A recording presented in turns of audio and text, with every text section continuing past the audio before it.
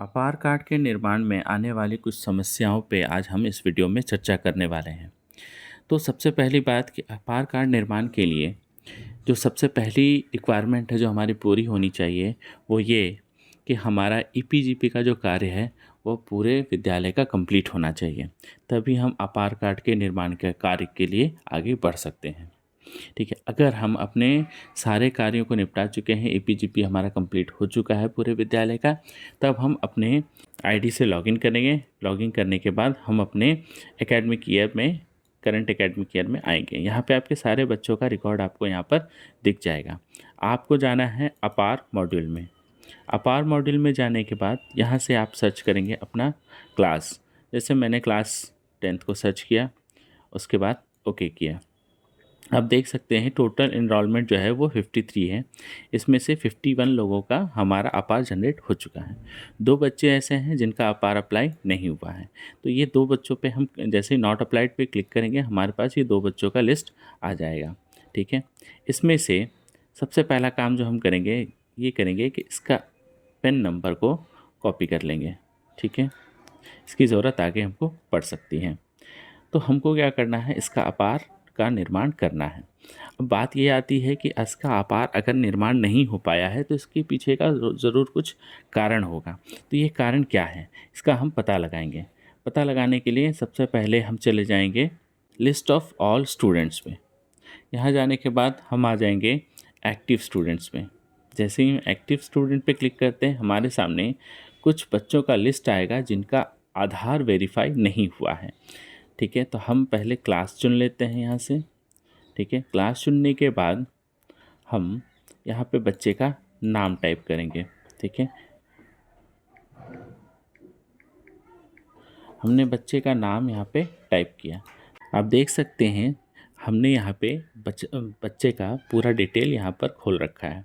यहाँ पे आप देख सकते हैं कि बच्चे का डिटेल में इसका नाम, उसका डेट ऑफ बर्थ, इसका पैन नंबर, इसके पिताजी का नाम, माताजी का नाम, जेंडर और जो बेसिक डिटेल्स हैं वो सब कुछ यहाँ पे दिए हुए हैं। इसके बाद सबसे आखिरी वाले में आइए। सबसे आखिरी वाले कॉलम में देखिए आधार वैलिडेट। इस आधार वैलिडेट में देखिए जो स्टेटस है, verification fell from UIDAI, means इसका आधार वेरीफाई नहीं हुआ है। तो इस आधार वेरीफाई नहीं होने का रीज़न क्या है कि इसमें बच्चे का जो भी डिटेल आधार में दिया है और जो हमने एकेडमिक सेशन में दिया है, मतलब हमारे रिकॉर्ड में है, वो उसमें मिसमैच हो रहा है। तो उस केस में हम क्या करेंगे, बच्चे का आधार मंगवाएंगे। आधार मंगवाने के बाद हम बच्चे के सारे डिटेल्स को चेक करेंगे।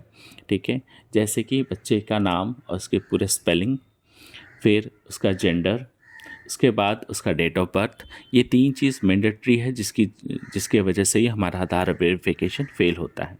इन तीनों का मिलान करने के बाद उसमें अगर कोई त्रुटि है तो उस त्रुटि को हम सुधारेंगे कैसे। तो त्रुटि को सुधारने के लिए हम वापस स्कूल डैशबोर्ड में जाएंगे।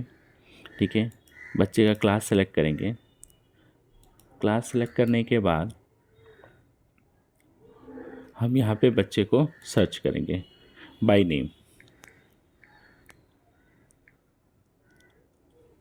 ठीक है, बच्चे को बाय नेम सर्च करने के बाद जैसे बच्चे का डिटेल आएगा, हम उसके जीपी में जाएंगे। यहाँ पे do you want to change the demographic details पे क्लिक करेंगे। जैसे ही हमने क्लिक किया do you want to change the demographic details, यहाँ पर तो हमको बच्चे का पूरा डिटेल यहाँ पर दिख रहा है। यहाँ पे हम क्या क्या चीज़ें हम चेंज कर सकते हैं, इसका जेंडर चेंज कर सकते हैं, इसका डेट ऑफ बर्थ चेंज कर सकते हैं, माताजी का नाम और पिताजी का नाम में चेंज कर सकते हैं। इसके बाद आप नीचे देखिए, यहाँ पे है आपको do you want to change Aadhaar details in SDMS। इस पर हम क्लिक करेंगे। क्लिक करने के बाद यहाँ पे इसका आधार नंबर फिर से डालेंगे और बच्चे का नाम डालकर फिर से इसको वेरीफाई करेंगे। अगर वो वेरीफाई हो जाता है तब हम आगे जो है आधार कार्ड के निर्माण के लिए आगे बढ़ सकते हैं। अगर वो वेरीफाई नहीं हो रहा है तो कहीं ना कहीं बच्चे के आधार कार्ड में जो डिटेल आपके पास दिया गया है और बच्चे का ओरिजिनल आधार कार्ड में जो डिटेल है उसमें कुछ ना कुछ अंतर है। ठीक है, अगर आपके पास ऐसा कोई केस आता है तो बच्चे का डिजी लॉकर में आप उसके आधार को वेरीफाई कर लेंगे। मीन्स उसका डिजी लॉकर में आप जा कर के बच्चे का आधार को चेक करेंगे, क्योंकि डिजी लॉकर में वही डिटेल्स दिखाएगा जो एक्चुअली हमारे सरकार के पास उसका आधार का डिटेल है।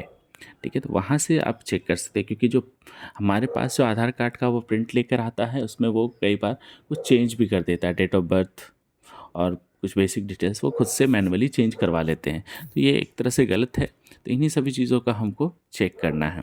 चेक करने के बाद अगर हम वेरीफाई हो जाते हैं, आधार हम यहाँ पर आकर वेरीफाई कर देते हैं, हमारा वेरीफाई हो जाता है, तब हम वापस जा सकते हैं अपार मॉड्यूल में। ठीक है, अपार मॉड्यूल में जाने के बाद क्लास सेलेक्ट करेंगे।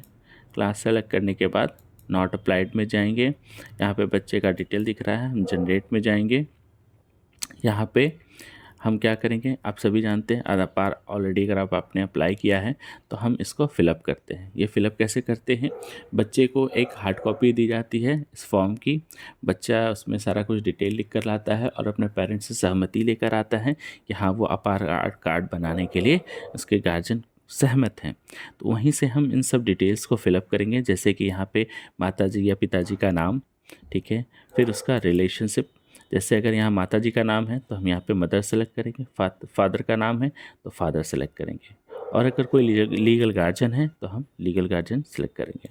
करेक्ट सेलेक्ट करने के बाद हम किस तरह का उसका एक आधार, मतलब गार्जियन का कोई एक आईडी हमको चाहिए होगा। ठीक है, हम प्रयास करते हैं कि उसका आधार डिटेल ही हमको मिले।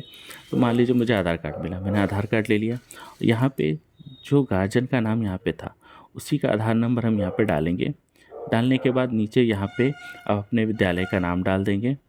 यहाँ पे डेट चुन लेंगे, किस डेट पे आप अप्लाई कर रहे हैं। ठीक है, उसके बाद यहाँ पे हम सबमिट पे क्लिक कर देंगे। जैसे क्लिक करते ही अपार कार्ड का निर्माण के कार्य के लिए वो आगे प्रोसेस हो जाएगा। आप सभी जानते हैं कि अपार कार्ड के निर्माण में 2 से 4 दिन का कुछ वक्त लगता है। जैसे ही ये बन जाता है आप चेक कर सकते हैं कि हमारा अपार कार्ड बना है या नहीं है। तो यही सब कुछ बातें हैं जो आपको ध्यान रखनी है। मेन अगर मैं समझूं, आपको शॉर्ट में समझाऊं, तो इस पूरे अपार कार्ड के निर्माण में आधार का वेरीफाई होना मोस्ट इम्पॉर्टेंट है। अगर किसी भी रीज़न से आधार वेरीफाई नहीं हो रहा है तो आप अपार का निर्माण नहीं कर सकते हैं। तो आपको किसी भी तरह से उसका आधार को वेरीफाई करना है। अब किसी भी तरह से करने का मतलब है कि बच्चे से पूरा आधार डिटेल ले करके आधार को आप अपने स्तर से वेरीफाई कीजिए। उसके बाद आप यूडाइस में उसकी एंट्री करके उसको वेरीफाई करवाइए, तभी हम आगे के काम को बढ़ा सकते हैं। इतना ही कुछ है इस वीडियो में। आगे अगर कोई दिक्कत होती है तो हम उसको मैसेज के थ्रू सॉल्व करेंगे। Thank you.